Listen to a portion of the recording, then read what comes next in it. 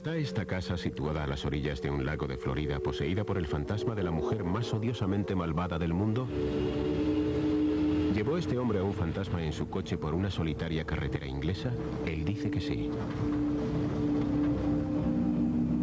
¿Por qué el cuerpo de la novia italiana de Chicago está todavía intacto a los 6 años de su muerte? Merodea su fantasma por el cementerio de Mount Carmel, esparciendo tras ella el aroma de su banquete de bodas. Extraños poderes sacados de los archivos de Arthur Clarke, científico, escritor y visionario, inventor del satélite de comunicaciones, autor de 2001, Odisea del Espacio.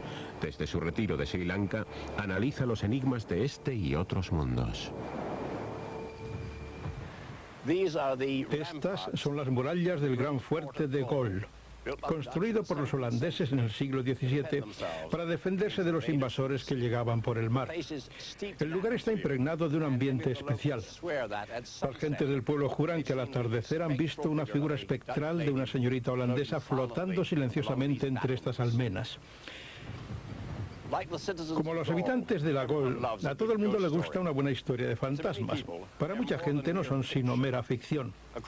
Según un estudio británico, 1 de cada 10 personas dice haberse encontrado con algún fantasma. Pero ¿son realmente muertos vivientes lo que dicen ver? ¿No serán fruto de su imaginación?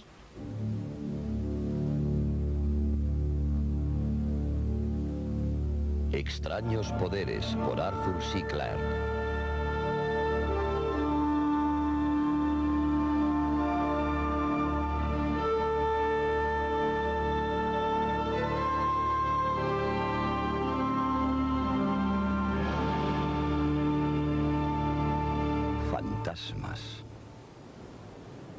Este es el lugar donde los buscadores serios de fantasmas vienen en busca de la verdad, la ciudad de Windy. Venid todos, es hora de empezar el viaje. Seguidme. Nos subiremos en el autobús adecuado para emprender un viaje sobrenatural a través de Chicago. Vamos a visitar los lugares mágicos más interesantes del planeta Tierra, aquí en la ciudad de Chicago. Entre estos desfiladeros no se puede encontrar un testimonio mejor que el de su propio guía, Richard Crowe. Buenas tardes, señoras y caballeros. Bienvenidos al viaje sobrenatural en Chicago. El viaje que ustedes van a comenzar esta tarde durará 5 horas. Recorreremos un centenar de millas visitando 13 lugares de los alrededores de Chicago. Cementerios encantados, escenarios de crímenes y otros lugares fantasmagóricos donde gente como ustedes ha experimentado fenómenos poco corrientes o extraños. Tenemos casos para todos los gustos. Y si no encuentran un fantasma que se adapte a sus gustos, al menos pueden decir que han recorrido un camino encantado. El que este autobús seguirá hoy y otros muchos días. A nuestra izquierda pueden ver el cementerio de la Resurrección. Es el cementerio mayor de Norteamérica y además el más conocido por haber sido elegido por el fantasma más querido y visto, María Resurrección. Una de las personas que lo han visto es Jerry Palus, un hombre del sudoeste que en 1939 bailó con el fantasma. Cuando terminamos de bailar esa noche, nos dirigimos al coche y me dijo, ya que tienes coche, llévame a Archer Road. Mientras íbamos hacia allí, me pidió que parase para bajar. Dijo que quería cruzar la carretera. Le dije, hay un cementerio al otro lado. Ella me respondió, lo sé, déjame bajar, por favor. Luego, mientras nos acercábamos a las puertas del Resurrección, se fue desmaterializando. Así fue como me enteré de que era un fantasma. Su mano estaba tan fría y su espalda también, se lo aseguro. Después de haber trabajado como director de una funeraria y como bombero, sé muy bien de qué habla. Después ocurrió el caso de Shaun y Jerry Leip. En 1978, mientras pasaba en coche por el cementerio, repentinamente surgió una chica vestida de blanco delante de mí. El coche la atropelló. No hubo impacto ni ruido. Ella siguió corriendo hacia la valla mientras se desvanecía. Vivimos desde hace mucho tiempo en la parte suroeste de Chicago. Conocemos la leyenda del fantasma de María Resurrección. Pero nadie espera toparse con ella en plena noche cuando regresas a casa después de visitar a tu suegra. No sentí nada, no hubo choque ni ruido, nada. No fue como atropellar a una persona. Aquí en el cementerio de Mount Carmel se encuentran las tumbas de algunos famosos mafiosos de Chicago. Si observan a través de la ventana de la derecha, verán dónde descansan los restos del que fuera uno de los más conocidos, Al Capone. Durante su vida se comportó como un buen hijo y ahora está enterrado junto a su madre. Desde la matanza de San Valentín en 1929, Al vivió obsesionado con James Clark, el primer hombre muerto ese día. Se dice que el fantasma de Clark se apareció a Al Capone el resto de su vida.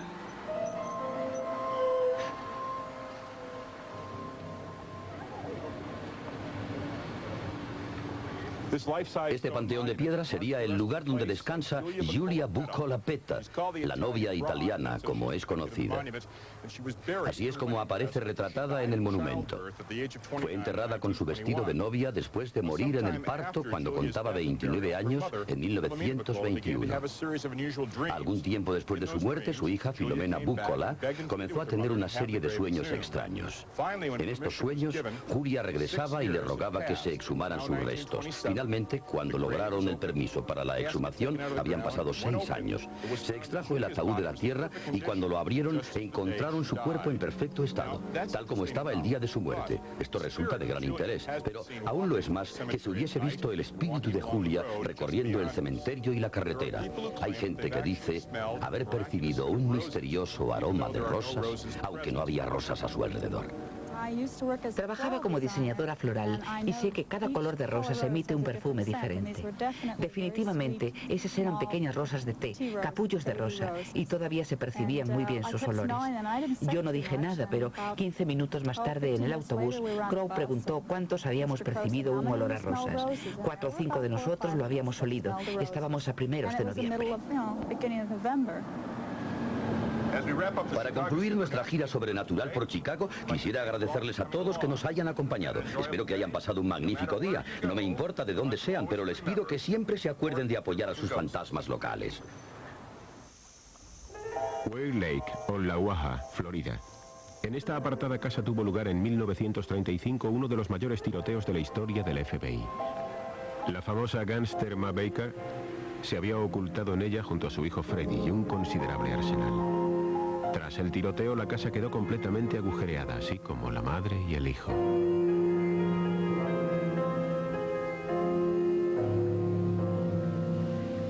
En su interior, la casa estaba totalmente deshecha.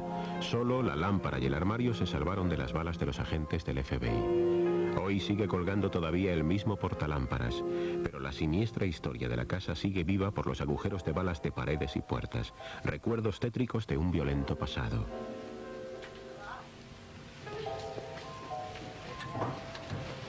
Actualmente la casa es el lugar de veraneo de su propietaria, la señora Elizabeth Ternent. Viene aquí regularmente durante el verano y cuenta cómo advirtió su familia poco después del tiroteo que la casa albergaba algo más que recuerdos. Comenzamos a escuchar ruidos, principalmente durante la noche. Parecía que había alguien caminando en la planta baja cuando nosotros subíamos a descansar. Sin embargo, allí no había nadie. A veces incluso oíamos gente que parecía jugar a las cartas. Parecían más de 3 o 4 personas. Hablaban mucho y en voz alta, tanto que podíamos oír sus palabras, pero no entenderlas. Oíamos cómo caían las cartas sobre la mesa, sus discusiones y una especie de alaridos entre ellos. También se escuchaban las fichas sobre la mesa, pero nunca encontrábamos a nadie cuando íbamos a investigar. Su hija recuerda lo que ocurrió un día que 3 chicas fueron a pasar la noche. Al día siguiente, una de ellas parecía estar alterada. Dijo que había tardado en dormirse más que las otras y que estando acostada, casi dormida, vio o escuchó a alguien que estaba sentado en el borde de su cama y se cepillaba el pelo.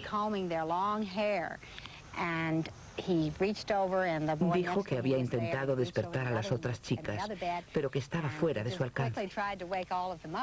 A la mañana siguiente juró sobre la Biblia que todo eso había ocurrido realmente. Creo que ahora la familia está convencida de que no pudo haber sido otra cosa, sino el espíritu o el fantasma de Ma Baker.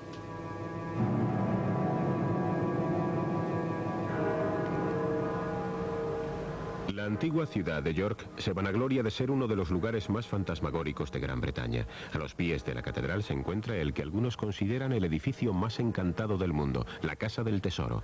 Se dice que todo un ejército romano está atrapado en sus lúgubres bodegas. Harry Martindale, en aquel entonces aprendiz de fontanero, los vio en 1953. Visitaba el lugar con frecuencia acompañando a grupos de turistas. Martindale estaba instalando tuberías para calefacción en una bóveda que, sin él saberlo, había sido construida sobre una calzada romana. Repentinamente un soldado surgió de un muro. Surgió directamente del muro, cruzó la habitación y atravesó el muro opuesto, por allí. Inmediatamente después de haber desaparecido, empecé a ver caballos con jinetes. Luego, después de pasar los caballos, apareció una columna completa de soldados romanos. Una de las cosas que me llamó la atención fue que al surgir del muro no podía ver nada por debajo de sus rodillas, hasta que llegaban a un agujero que se había hecho en el centro de la bóveda, aquí. Entonces podía verles dar 1 o 2 pasos sobre la calzada romana. En lo primero que me fijé fue en sus cascos. El casco llegaba hasta la barbilla y de su parte inferior salía mucho pelo. La mayoría de ellos llevaban barba. En la parte de arriba vestían franjas anchas de cuero unidas entre sí formando una especie de chaquetón. En la parte inferior llevaban faldas. Ninguno de ellos miró hacia mí. Eso me alivió bastante. Estos son fantasmas tradicionales porque moran en casas encantadas. ¿Sería posible que algunos lugares pudieran retener imágenes de sucesos pasados y reproducirlas en otro momento como si de un vídeo se tratara? A este fenómeno se le ha llamado la teoría de la cinta de piedra, y aunque suene demasiado fantástico, algo similar puede ocurrir con los sonidos. Un ingeniero americano, Richard Woodbridge, dice haber recapturado sonidos del pasado y ha establecido una nueva ciencia, la arqueología acústica. El doctor Woodbridge se percató de que una de las invenciones más antiguas del mundo, el torno de alfarería, guardaba un gran parecido con una de las últimas, el fonógrafo. Decidió dedicarse a explorar cuidadosamente restos de cerámica con un receptor de gran sensibilidad. Cree que al menos en un caso fue capaz de recapturar sonidos grabados accidentalmente en un torno. Pues bien, el sonido sobrevive al tiempo. ¿Podría ocurrir también con imágenes del pasado? No tengo ni idea de cómo podría suceder esto, pero es una posibilidad. Pero quizá no sea necesario recurrir a tales explicaciones. También está la idea de que los fantasmas son producto de imaginaciones exaltadas. En un viaje por Estados Unidos en 1974, Vicky Brand tuvo una visión terrorífica. Vio a un siniestro motorista. Parecía tan malvado. Era como un asesino. Iba vestido con un traje de cuero que dejaba al descubierto su pecho peludo y su gran abdomen que colgaba sobre el cinturón.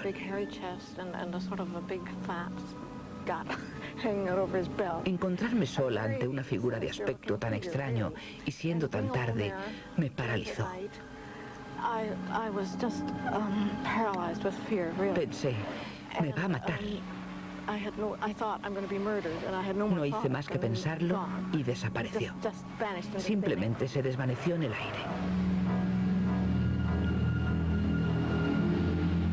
El terrible motorista resultó ser una alucinación, como Vicky Branden advirtió enseguida.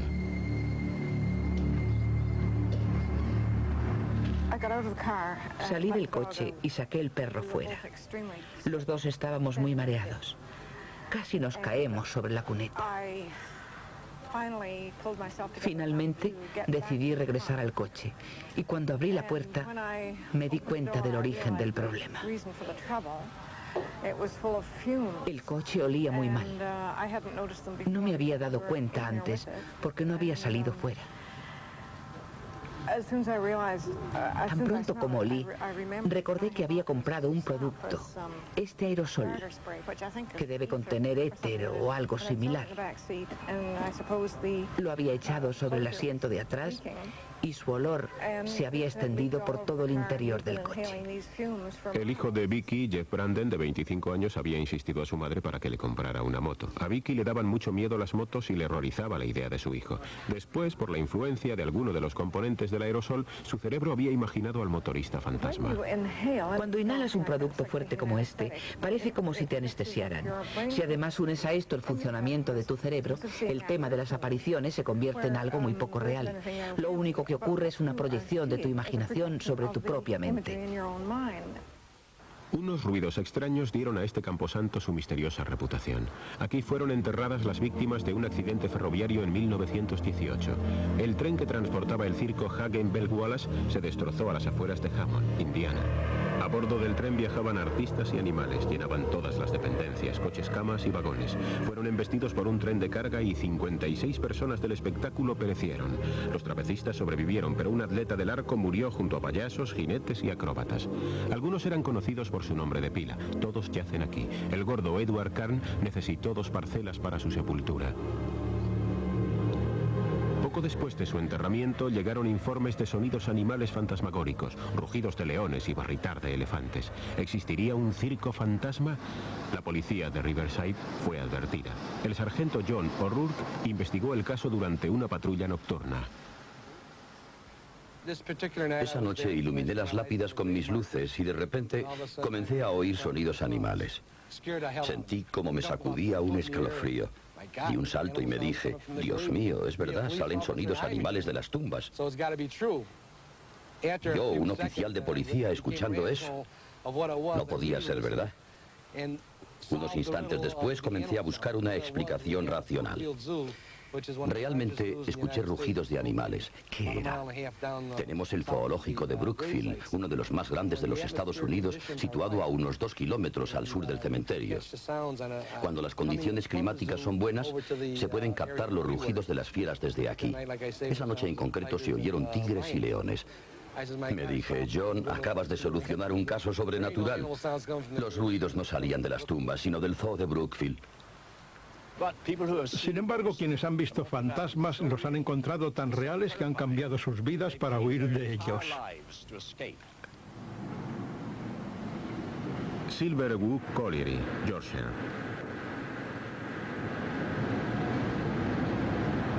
Los mineros descienden a la mina de carbón, pero un hombre se queda arriba.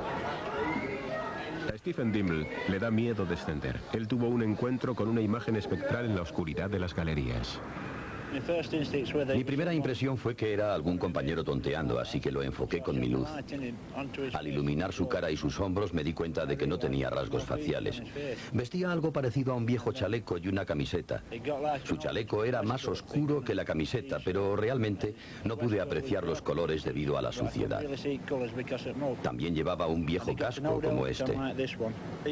Estos son los cascos que se usaban antiguamente. Entonces me di cuenta de que era un fantasma. Tiré todo el equipo que llevaba encima y eché a correr hacia el pozo inferior. Lo siguiente que recuerdo es cómo desperté en el hospital. Después de aquello, algunos compañeros me han contado que lo único que yo lograba decir en esos momentos era: lo he visto. Ayúdanos, Señor. Lo he visto. Lo he visto. El pozo le provoca tal terror que Dimble ha preferido un recorte de sueldo antes que volver a descender. Por eso permanece en la superficie. Sé que no volveré a bajar otra vez. Antes de bajar al pozo prefiero despedirme.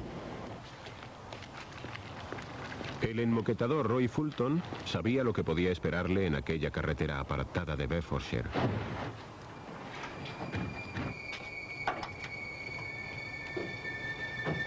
Pero nunca volverá a hacer ese viaje por la noche. Regresaba a casa por la carretera desierta de Stanbridge a Tottenham cuando los faros de su furgoneta iluminaron a un autoestopista solitario. Había un hombre haciendo autostop en el lado izquierdo de la carretera. Me paré. Le diré dónde exactamente. Aquí. Donde estamos ahora. Pensé que iría a Tottenham. o a Dan Stable y me dije, voy a llevarle. Vino hacia mí, abrió la puerta de la furgoneta, se metió dentro y se sentó.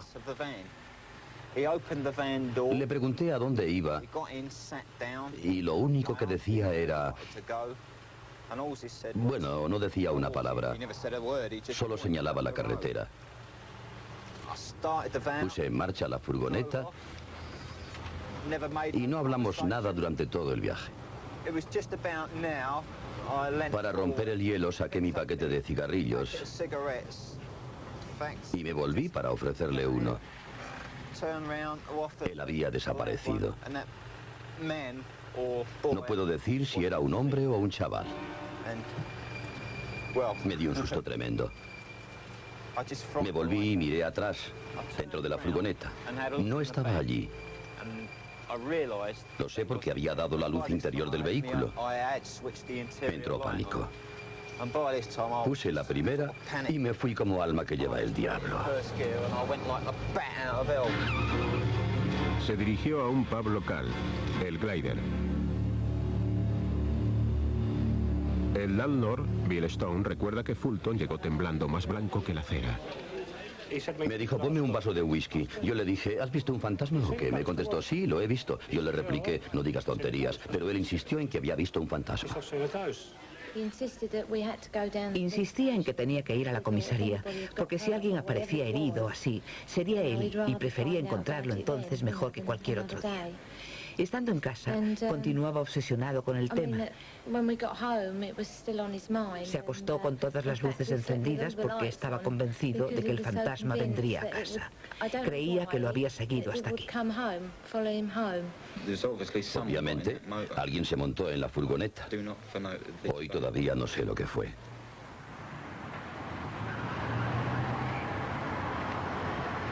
La inquilina de una casa del ayuntamiento de Grimsby pasó momentos terroríficos con un fantasma que deambulaba con la cara cubierta con una capucha. Sharon Gremney tuvo que coger a sus hijos y trasladarse a un lugar más seguro. Mi hija pequeña llevaba durmiendo aquí 3 meses cuando comenzó a tener pesadillas espantosas.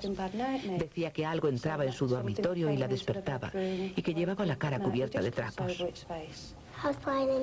Estaba en mi cama y ese hombre se metía en el dormitorio. Llevaba la cabeza cubierta con trapos y no pude ver su cara. Venía a mi habitación todas las noches gritando. La metía en mi cama y se dormía enseguida. Todo esto comenzó a repetirse cada noche. Se despertaba y siempre contaba lo mismo. La saqué de ese dormitorio y la puse en el dormitorio de atrás. Después de un par de noches comenzó a dormir bien. Ya no se despertaba. Llevé a la nueva habitación todos sus juguetes. Ella no volvió a jugar en su antiguo dormitorio. Pocas semanas después de que su amiga Janet hubiera visto el fantasma, Sharon se lo encontró de frente. Serían las 8:30 de la tarde. Yo estaba acostando al pequeño. Lo estaba arropando. Se fue la luz y comencé a oír ruido de pasos. Cuando se encendieron las luces de nuevo, el fantasma se metió en el dormitorio y se puso a los pies de mi cama. No pude verle los ojos, ni la nariz, ni nada. Solo la capucha. No le vi el pelo. Me quedé mirándole y pensé... Si salgo corriendo de la habitación, me va a cerrar la puerta. Va a intentar cogerme y encerrarme en el dormitorio. Pero sentí un impulso dentro de mí y salí corriendo de la habitación. Me olvidé de todo, hasta del niño. Salí corriendo derecha a las escaleras. Entonces pedí a Janet que subiera para coger al niño entre las dos. Y subió corriendo. Sacamos al niño del dormitorio, pero el fantasma había desaparecido. El ayuntamiento, con gran comprensión, buscó otra vivienda a Sharon. No tengo ninguna duda de que la gente ve apariciones, pero no creo en el retorno de los muertos. Es muy raro que 2 personas vean un fantasma a la vez. Esto me infunde graves sospechas sobre la objetividad de los que ven fantasmas. Tengo una teoría que es lo suficientemente disparatada para ser verdad. El ojo humano es una cámara que graba las imágenes del mundo exterior en su pantalla ultrasensible, la retina. Después transmite la imagen al cerebro. ¿Podría este sistema funcionar al revés en determinadas circunstancias de manera que el cerebro transmitiera imágenes al ojo? ojo, el ojo entonces no funcionaría como una cámara, sino como una pantalla de televisión, pero creería que estaba viendo la imagen. Este fenómeno podría desencadenarse por causas diversas: una gran angustia, una fuerte emoción, una alucinación provocada por drogas o sencillamente por una expectativa interna. Pero ¿es digna esta teoría mía de añadirse a las muchas teorías existentes?